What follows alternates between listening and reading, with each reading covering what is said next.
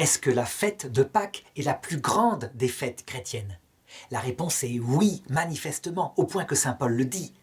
Si le Christ n'est pas ressuscité, vaine est notre foi, et tout ce que nous croyons est vain, ça n'a aucun sens.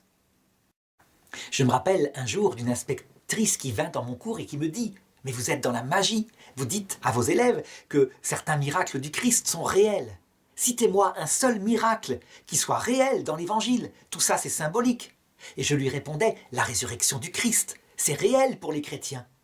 Si ce n'est pas réel, tout ça est du vent. » Alors évidemment, le fait que le Christ retrouve très concrètement son corps, qu'il peut se faire toucher par ses disciples et qu'il reste marqué des stigmates, c'est extraordinaire, mais le sens profond qui est dedans en plus, à savoir que son âme est dans la vision béatifique et que nous-mêmes, nous suivrons ce chemin, à savoir un jour des souffrances, le passage par la mort, mais que nous entrerons dans la vision béatifique si nous voulons bien arriver repentants, avec un cœur aimant face au Christ qui nous apparaîtra à l'heure de la mort. Dans ce cas-là, on peut dire qu'on a l'explication de notre vie, et donc, puisque la liturgie est à l'image de notre vie, on peut dire que le carême est à l'image des moments que nous n'aimerons pas, la maladie, la vieillesse, l'angoisse parce que arrive tôt ou tard quelque chose de mauvais.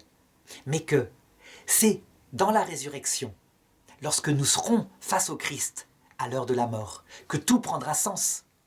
Donc il faut toujours avoir en tête, quand arrivent ces moments, comme la vieillesse, que bientôt il vient nous chercher.